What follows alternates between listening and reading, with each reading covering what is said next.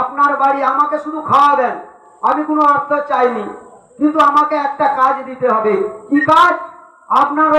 আপনাদের সপ্তাহে যে বাজারের জন্য একটা লোক লাগে, সেই লোক হিসাবে আমি থাকবো। তার কারণ আমি সপ্তাহে বাজার করব, আপনি যে টাকা দিবেন বাজার করব, আমি বাজার করে নিয়ে এসে আপনার পৌঁছে দেবো, কিন্তু হিসেব দেব না। আপনি কতদিন রাখবেন?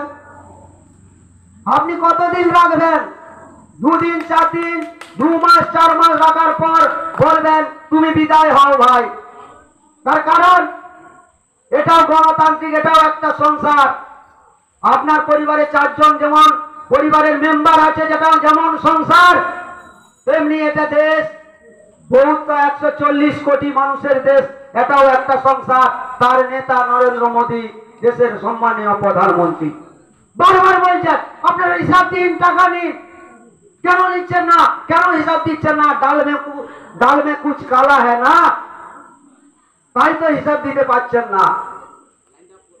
আর প্রধানমন্ত্রী আবাস যোজনা আপনাদেরকে বলা আমার পক্ষে সম্ভব হলেও আপনারা প্রত্যেকে জানেন যে প্রধানমন্ত্রী আবাস যোজনা প্রকৃত গরিব মানুষকে মোদীজির নেতৃত্বে যে দিচ্ছেন, পাঠাচ্ছেন, প্রায় 45 কোটি টাকা, 45,000 কোটি টাকা পাঠিয়েছেন।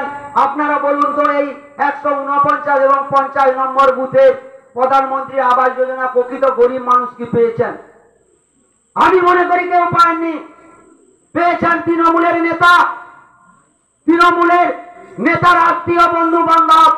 আমি যদি ধরেই নিই 100 জন পরিবার আছে, তার মধ্যে 20 জন পরিবারের উন্নয়ন হয়েছে এবং এই 20 জনই প্রধানমন্ত্রী আবাস যোজনা পেয়েছেন। তারা কত বিত্তশালী তৃণমূল নেতাদের দেখার দরকার নেই, তাদের কাট মানি এলেই চলবে। এইভাবে চুরি করলে এই প্রধানমন্ত্রী আবাস যোজনা 45,000 কোটি টাকা কেন্দ্র যখন দেয় তখন হিসেব দিতে হয়, তারও হিসেবেই সরকার দেয় না। কারণ ইদানিং নির্বাচন ঘোষণার পর, এই লোকসভা নির্বাচন ঘোষণার পর মমতা বন্দ্যোপাধ্যায় আবার এক ভাঙা শুরু করেছেন। কি? এই ভোটটা নেওয়ার জন্য, যে ভোটের শেষের পর আমার রাজ্য সরকার থেকে প্রধানমন্ত্রী আবাস যোজনার বাড়ি করে দেব। ক্ষমতা আছে একটা রাজ্য সরকার, একটা অঙ্গরাজ্যের পক্ষে ক্ষমতা আছে যে প্রধান কেন্দ্রের প্রকল্প রাজ্য তার টাকা দিয়ে তৈরি করবে? কারণ এখানে 75% 100 টাকার 75 টাকা কেন্দ্র দেয়, 25 টাকা রাজ্য সরকারকে দিতে হয়। সেইটা দিতে পারে না, সে কি 75 টাকা হাসপাতালে লাগিয়ে দেবে?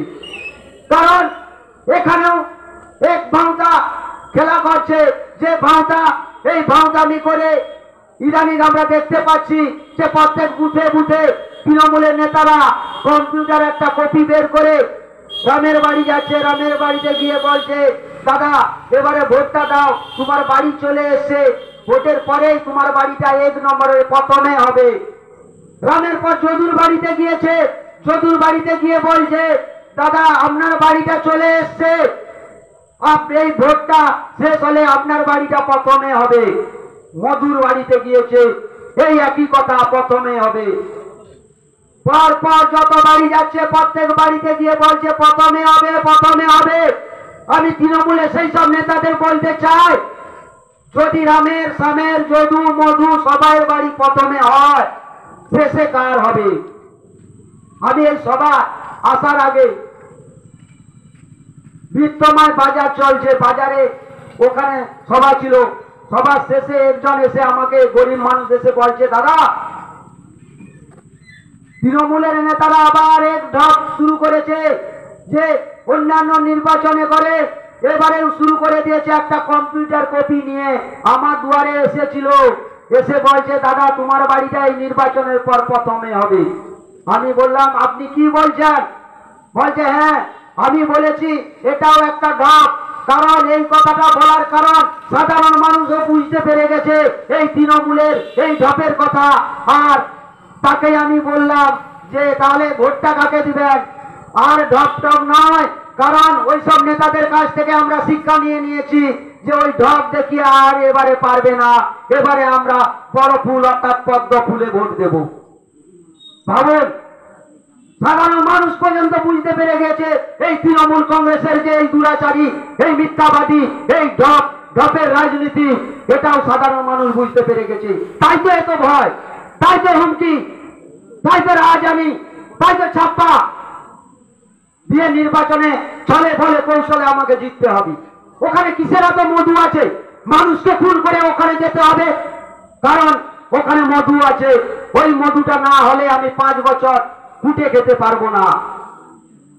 আজকে আমি যদি মনে করি বিজেপির কার্যকর্তা শুধু নয়, সাধারণ মানুষ বুঝতে পেরে গেছে যে 10 বছর আগে যে সব তৃণমূলের নেতারা লুঙ্গি পরে ঘুরতো, বিড়িটা খাওয়ার পয়সা ছিল না, আজকে তারা 3 তলা বাড়ি করে বসে আছে, স্যুট প্যান্ট টাই পরে বসে আছে। এখন বাড়ির পাশে 3 থেকে 4টা বাইক আছে এবং একটা 4 হুইলার নিয়ে ঘুরছে। এই বিপুল অঙ্কের টাকা কোত্থেকে এসেছে? সমাজ সেবা করলে হ্যাঁ হবে হবে হবে। কারণ এই রাজ্যের মাননীয় মুখ্যমন্ত্রী, উনি উনার পরিবারের একজন সদস্য কাজরি বন্দ্যোপাধ্যায়, অর্থাৎ মমতা বন্দ্যোপাধ্যায়ের ভাইয়ের স্ত্রী কাজরি বন্দ্যোপাধ্যায়, উনি পৌরসভার ভোটে নির্বাচিত করেছেন। কারণ নির্বাচনে অংশগ্রহণ করতে গেলে তার অর্থনৈতিক একটা রিপোর্ট দিতে হয়। কাকে? নির্বাচন কমিশনারকে। সেখানে কাজরি বন্দ্যোপাধ্যায় এবং তার স্বামী দুজনের অ্যাকাউন্টে অর্থনৈতিক প্রায় 5 কোটির উপরে। যখন সাংবাদিকরা তাকে প্রশ্ন করলো আপনি কি করেন, বলছে আমি সমাজ সেবা করি। তার দলের নেতা তো, কারণ ভারতবর্ষে নয় সারা বিশ্বে সমাজ সেবা করলে কোটিপতি হওয়া যায়। এ হচ্ছে আজব রাজ্যে আমরা বাস করছি। মানুষের জন্য সেবা করছেন, রাতারাতি কোটিপতি হচ্ছেন। এই তো সেবা, মানব সেবা। আর মানুষের কাছে দিয়ে বলছেন, বিভিন্ন প্রলোভন দেখাচ্ছেন, আমাদেরকে নির্বাচিত করুন, আরো 5 বছর আমি আরো 5 কোটি টাকা রোজগার করব। এদের ধাঁধা এটা বুঝতে হবে। আজকে আপনার বাড়ির সেই গরিব পরিবারের একটা ছেলে তার মেধা নিয়ে, ঈশ্বরের সৃষ্টি সেই মেধা নিয়ে জন্মগ্রহণ করেছিল। তার মনের স্বপ্ন ছিল যে আমি বড় হয়ে বড় ডিগ্রি পাস করে আমি সরকারি কোনো বড় পদে, উচ্চ পদে আমি আসীন হব এবং সেখানে আমি আমার পরিশ্রমিক স্বরূপ আমি যে টাকা বেতন পাবো সেই টাকা দিয়ে আমার বৃদ্ধ বয়সে বাবা মাকে আমি অন্ন দুটা যোগাবো। কপালে জুটলো না এই তৃণমূলের চোর নেতা মন্ত্রীদের আমলে। কারণ যত প্যানেল করেছে মেধাকে সাইড করে অর্জিত কার্যগুলোকে লক্ষ লক্ষ টাকার বিনিময়ে রাতের অন্ধকারে পিছন থেকে বেঁচে দিয়েছে এই তৃণমূল কংগ্রেসের নেতা মন্ত্রীরা। আজকে তো রাজ্য সরকারের 8 জন মন্ত্রী, এই শিক্ষামন্ত্রী থেকে যা কিছু শিক্ষা দপ্তরের সবাই আজকে জেল খাটছে। কিসের জন্য জেল খাটছেন? আমি তৃণমূলের সেই সব নেতাদেরকে বলি, আপনারা সেই সব নেতারা বলুন কিসের জন্য জেল খাটছেন? আর মেধা নিয়ে যারা পড়াশোনা করেছিল তারা আজকে মাসের পর মাস, দিনের পর দিন, মাসের পর মাস, বছরের পর বছর সে ধর্মতলায় বসে আছেন। এখন আমরা সেটাকে ধর্মতলা বলি না, সেটাকে আমরা ধর্ণাতলা বলি। কারণ সেখানে কত রকমের কত প্যানেলের মেধা ছেলেগুলো বসে আছে। কেউ এসএসসি গ্রুপ ডি থেকে শুরু করে বিভিন্ন প্যানেলে ছাত্রছাত্রীরা মেধা তারা বসে আছেন। আর তার বাড়ির মায়েরা 500 টাকার বিনিময়ে এই তৃণমূল কংগ্রেসকে ভোট দিচ্ছেন ভিক্ষার জামায়। আর এটা ভুল করবেন না, আপনারা বিগত দিনে যা ভুল করেছেন এবারে আর ভুলটা করবেন না। তার কারণ আপনার বাড়ির সেই মেধা ছেলেটার দিকে ভাবুন। আমরা ভাববার কথা বলবো, চিন্তা করার কথা বলবো। সামনে লোকসভা নির্বাচন, আপনার গণতান্ত্রিক অধিকার আপনি যখন প্রয়োগ করতে যাবেন, ওই অসহায় ছেলেটার কথা ভাববেন না যে ছেলেটা তার মেধা, শুধু মেধার জন্য তার বৃদ্ধ বয়সে বাবা মাকে 2 অন্ন জোগানোর জন্য আজ মাসের পর মাস, বছরের পর বছর সেই রোদ বৃষ্টি উপেক্ষা করে, শীত গ্রীষ্ম বর্ষা শরৎ হেমন্ত, আমরা বাঙালিরা আমরা যে 6টা ঋতুর কথা বলি, সেই 6টা ঋতুকে উপেক্ষা করে তারা বসে আছেন। তার কথা একবারও ভাববেন না। পশ্চিম বাংলা যে অর্থনীতি এই নিমজ্জিত হয়ে পড়েছে, আমরা 50 থেকে 70 বছর আমরা পিছিয়ে গেছি, তার কথা ভাববেন না। আজকে লক্ষ্মীর ভান্ডারের তৃণমূলের নেতারা গৌরব করে বলছে লক্ষ্মীর ভান্ডার বন্ধ হয়ে যাবে। আমি সেই সব নেতাদের উদ্দেশ্যে বলি, লক্ষ্মীর ভান্ডার কোন তৃণমূল নেতাদের সম্পত্তি নয়, সম্পত্তি বেচে দেয় না। এটা রাজ্য সরকারের প্রকল্প, আমার আপনার করের টাকায় তৃণমূল কংগ্রেস দিচ্ছে। আপনি হুমকি দিন, চমকি দিন, ধমকি দিন, যা দিন, সাধারণ মানুষ বুঝে গিয়েছে এটা কোন সরকারের পৈতৃক সম্পত্তি নয়। আমি আর একটা কথা বলবো, কেন্দ্র সরকারের এত প্রকল্প, জনমুখী প্রকল্প রয়েছে, পশ্চিম বাংলার বুকে অনেক প্রকল্প এসেছে, আবার অনেক প্রকল্প আসেনি। যে প্রকল্পগুলো এসেছে তার মধ্যে একটা বলি, প্রধানমন্ত্রী কৃষক সম্মান নিধি যোজনা, বছরে 6 কিস্তিতে 2000 করে 6000 টাকা পান। আপনারা বলুন তো, সেই সব তৃণমূল নেতাদের কথা বলি, আপনারা যে মাইকের আওয়াজ শুনছেন, আপনারা বলুন যে বিজেপির কোন কার্যকর্তা এটা কি সাধারণ মানুষকে বলছে যে বিজেপিকে না ভোট দিলে আমরা এই প্রধানমন্ত্রী কৃষক সম্মান নিধি 6000 টাকা পাবেন না? কারণ আমাদের মূল মন্ত্র, মূল বাণী সবকা সাথ, সবকা বিকাশ এবং সবকা বিশ্বাস। আমাদের এই মন্ত্র, এই মন্ত্রেই আমরা বিজেপি করি, এইটাই বিজেপির মূল মহামন্ত্র। তাই বলি, আজকে রাজ্য সরকারের একটা প্রকল্পের কথা বলি, স্বাস্থ্য সাথী কার্ড। কেন্দ্রের প্রকল্প আয়ুষ্মান ভারত প্রকল্প। আয়ুষ্মান ভারত প্রকল্পের মাধ্যমে 5 লক্ষ টাকা প্রত্যেক পরিবার, গরিব পরিবার স্বাস্থ্য সাথীর সুযোগ পাবেন। আপনাদের শেষ সম্বল, কারণ আপনাদেরকে জমিন বেচতে হবে না, বসত বাড়িও বেচতে হবে না। মানুষ ঈশ্বরের কাছে, আল্লাহর কাছে কামনা করি আপনারা ভালো থাকুন, সুস্থ থাকুন। কিন্তু কোনো কারণে অসুস্থ হলে একটা গরিব মানুষ যখন বাইরে যেতে হয় তখন প্রচুর টাকা লাগে। সেই টাকা জোগাড়ের জন্য শেষ সম্বলটুকু বেঁচে যেতে হয়, কারণ ওই জীবনটাকে বাঁচিয়ে রাখার জন্য। তাই আপনাদের কথা ভেবে, ভারতবর্ষের গরিব মানুষের কথা ভেবে দেশের সম্মানীয় প্রধানমন্ত্রী নরেন্দ্র মোদীজি আমাদেরকে একটা উপহার দিয়েছিল আয়ুষ্মান ভারত প্রকল্প, 5 লক্ষ টাকা স্বাস্থ্য বীমা, যেটা ভারতবর্ষের যে কোনো নার্সিংহোম, যে কোনো হসপিটালে গিয়ে আপনি সে সুস্থ করে, রুগীকে সুস্থ করে বাড়ি নিয়ে আসবেন। এই রাজ্য সরকার, এই ভারতের রাজ্য সরকার সেটাকে উপেক্ষা করে সেটাকে এখনো অব্দি গ্রহণ করেননি। আর রাজ্যের যে প্রকল্প স্বাস্থ্য সাথী, বেহাল দশা দেখুন। আপনারা নির্বাচিত করেছেন 2011 সালে এই তৃণমূল কংগ্রেসকে, এই মমতা ব্যানার্জির সরকারকে, এই মমতা ব্যানার্জির ভাইপো সামান্য একটু চোখের প্রবলেমের জন্য। আর ভারতবর্ষের কোন ডাক্তার নেই তার চোখের অপারেশনের জন্য। কোথায় গিয়েছেন? আমেরিকা, দুবাই গিয়ে চোখের অপারেশন করে এসেছেন। আর আপনাদেরকে বলছে স্বাস্থ্য সাথী কার্ড। আপনি যান, আমি কিছুদিন আগে আমি এক রুগী নিয়ে গিয়েছিলাম বাড়ির নার্সিংহোম। যখন বাড়ির নার্সিংহোমে গেলাম তখন আমাকে বলল যে ক্যাশে করবেন না কার্ডে। আমি তখন বললাম আমরা তো গরিব মানুষ, আমরা কার্ডেই করব।